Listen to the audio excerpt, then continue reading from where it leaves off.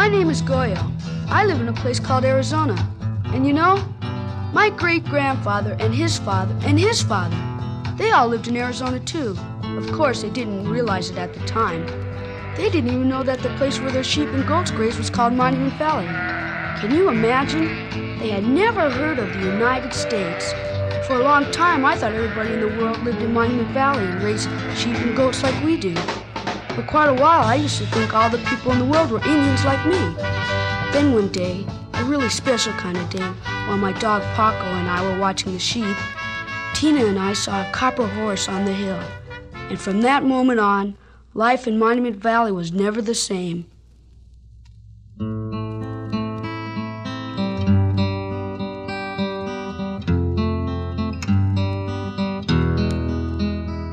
My people tell great stories of how the world began, of where the spirits go and who made the stars, and how a boy becomes a man. They speak of swift wild horses that thunder across skies of blue, and how maybe once in a lifetime a little boy's dream may come true.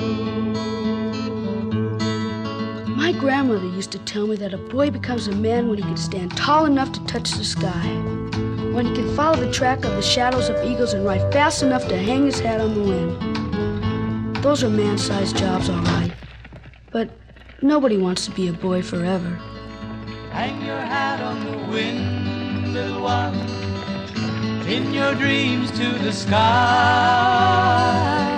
Ride so fast you can catch the sun, and someday, like the eagle, you shall fly. Hang your hat on the wind.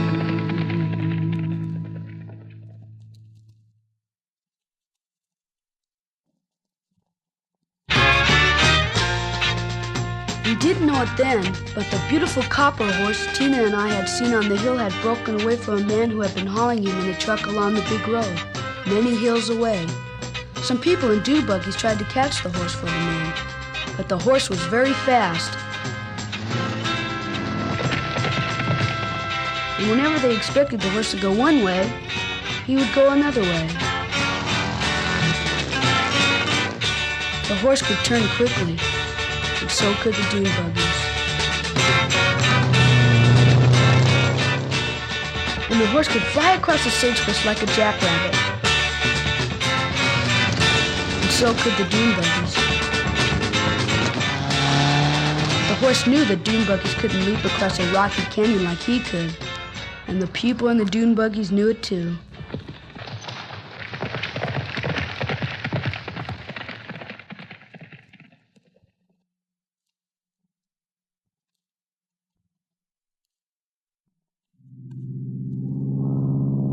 The man who drove the horse truck got Bob Davis to fly over the valley in his old crop duster airplane to look for the horse. And the Indian children in the village thought of the plane as a wonderful toy that was fun to watch. But some of the old people were suspicious. They figured it might be the work of the evil spirits.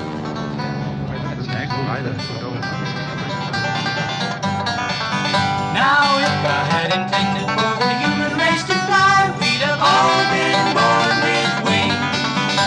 Somehow it don't seem natural to go swooping through the sky while riding on them kites without strings. It's the work of the devil, we know that it's true. He's bound to get his way by any means. Trying to get to heaven, there ain't nothing he won't do, like possessing them flying machines. Can this younger generation be so morally corrupt that they don't know wrong from right? While they're up there flying upside down, they don't know down from up, and the way they carry on is a fright. It's the work of the devil, and those who will fly will never ever mount to a hill of thieves. God made birds and angels as the only way to fly, never guessing we'd be messing with them flying machines. And if he had intended for the human race to fly, we'd have all been While the airplane and dune buggies were out looking for the horse in their own way, I too had joined the search. I had no idea the horse belonged to anyone, and as generations of my family have done since time began, I left my home to become the hunter. My people were born to be hunters, but a boy must prove that he can. He must follow the tracks of the shadows of eagles before he becomes a man. Before he becomes a man.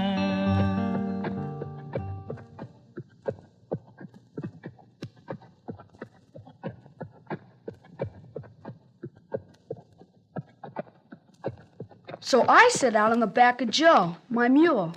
He's actually a donkey, but mule sounds better.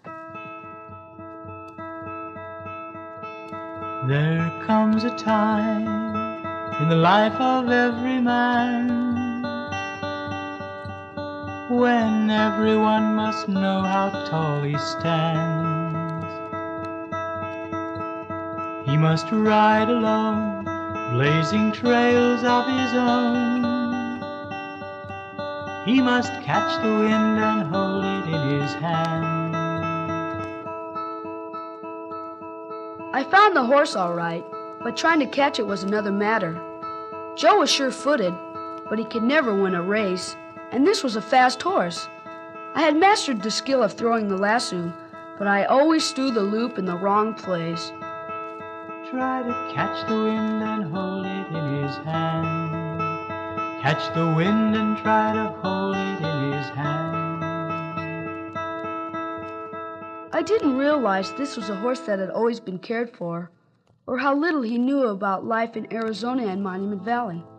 The splendor of green pastures was all the world he had known, where water cold and clear and sweet clover hay were there in a stall all his own. But now he was free as the night wind, adrift in an ocean of sand, where hunger and thirst were his master, alone in a strange, cruel land.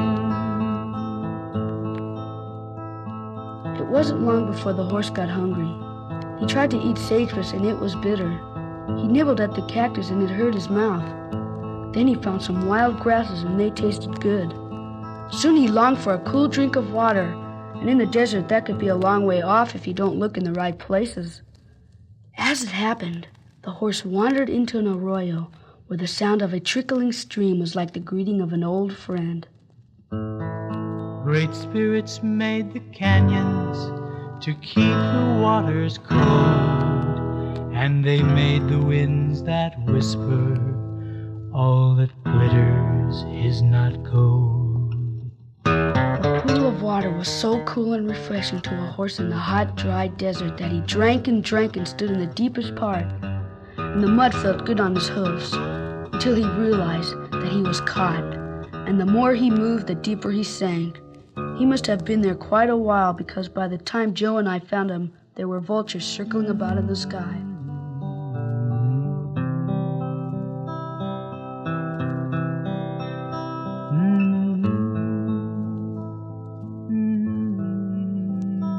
He seemed awfully glad to see us, and his eyes seemed to say, "Help me." And we did. I built a lodgepole tower of snarled scrub timber, and I tied my lasso rope around the horse's neck across the tower. I tied the other end to Joe's saddle horn, and together we pulled and tugged. The horse struggled against the mud that held him, and then he was out. And for the first time in my life, I felt like a man. I had tracked this great animal and captured him. I had saved a beautiful copper horse from the vultures, and he was mine.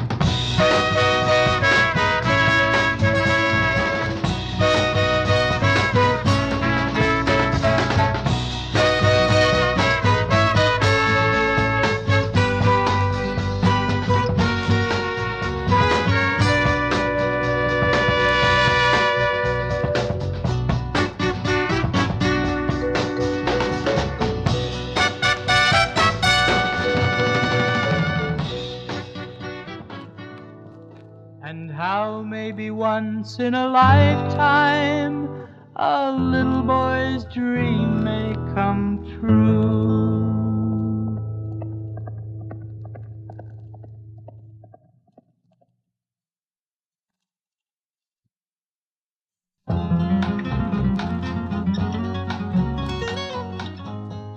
A pretty rich lady came from the big city many mountains away, and she paid Bob Davis to drive her around in his helicopter so they could look for my horse, which happened to be her horse, but I didn't know at the time. I remember seeing this strange metal bird fly over, and Tom Tom, that's what I named him. He got scared and I had to lead him into shelter so he couldn't see it.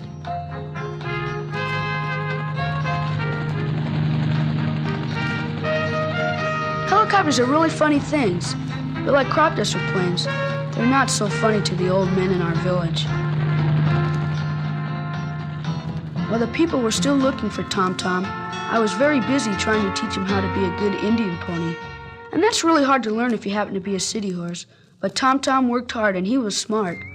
I also learned quite a bit. My people might be Indians, but they've always been cowboys too.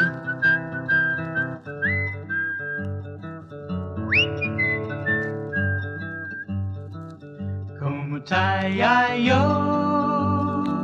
he's an Indian cowboy. Yes, sir. See the boots and the 2-gallon hat. Hi-ho, take a look at his shiny raven hair. The neighbors all declare he's a cowboy. What you think about that?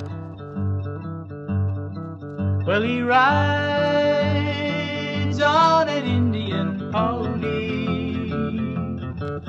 His nag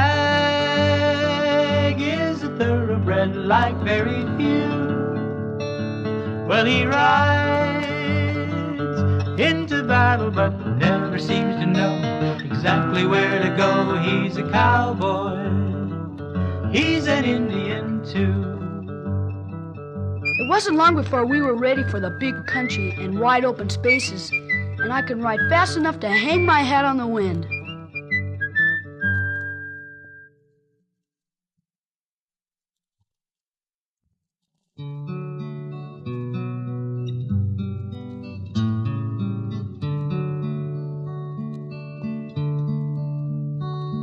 Stay as long as you can. Happy time. All too soon the day will vanish like the wind. How precious are the hours when love has found its home. Welcome, stranger, stay as long as you can. Put your dreams away for a while. I will be your light, your laughter and your tears. When sunshine stays too long, I'll be your rainy day. Welcome, stranger, stay as long as you can.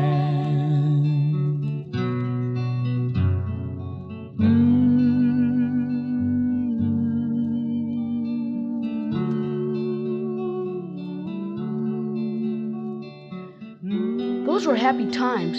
Tom Tom learned how to jump hurdles and work the sheep and goats, and we'd go exploring as far as we could see. Till one day, Father O'Flaherty from the mission came around and said the lady from California had lost her horse, and that it looked a lot like Tom Tom. I thought about what my people have always believed. If the spirits hadn't meant for me to have Tom Tom, why did they send him to me? In stories that the old men tell of wondrous days gone by, a wild horse saved from the vultures is a gift from the spirits on high.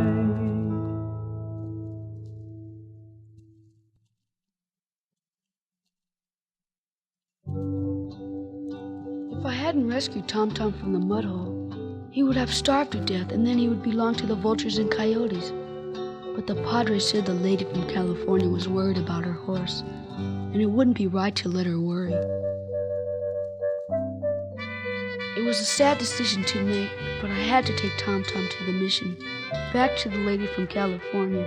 But then, from nowhere, some men in a truck with a trailer came and stole Tom Tom and drove away with him. I tried to stop them, but it was no use. So I ran to the mission and told Father O'Flaherty, and he called the Navajo police. And Bob Davis gave me a ride in his crop duster airplane. And Father O'Flaherty rode his motorbike. And the lady from California was in a shiny new car, and we all set out to catch the horse thieves who were planning to take Tom Tom across the border to sell him.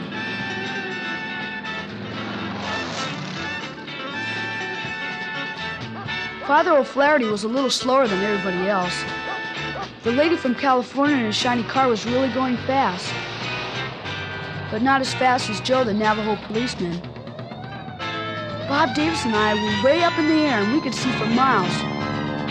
All at once, we saw the banditos, and I pointed to the truck and trailer, and Bob Davis brought the plane down for a closer look.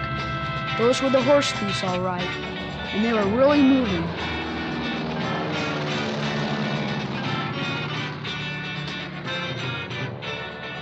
We flew over them a couple of times, and then Bob Davis let him have it with his crop duster spray. We took another run at it and gave him some more. That slowed him down. By now, Joe of the Navajo police had caught up with him. And then the lady from California, and finally Father O'Flaherty on his motorbike. And they surrendered, and the lady got Tom Tom back.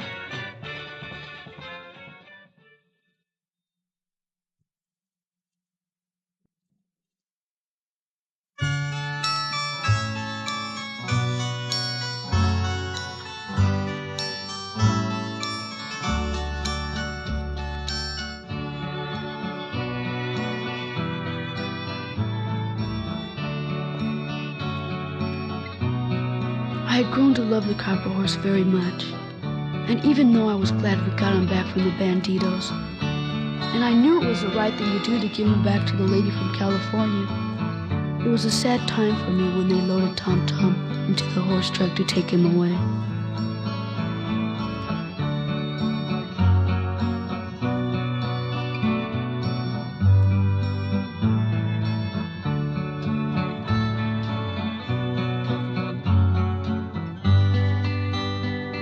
I guess the rich lady from California knew how I felt because she told me she had a surprise for me. And it was the second best surprise I ever had in my life. I couldn't believe my eyes. It was a handsome pinto with a real cowboy saddle. She said it was a reward for finding Tom Tom. Tina was happy too because she got to ride Joe now. And I don't think I ever saw anybody as pretty as a lady from California.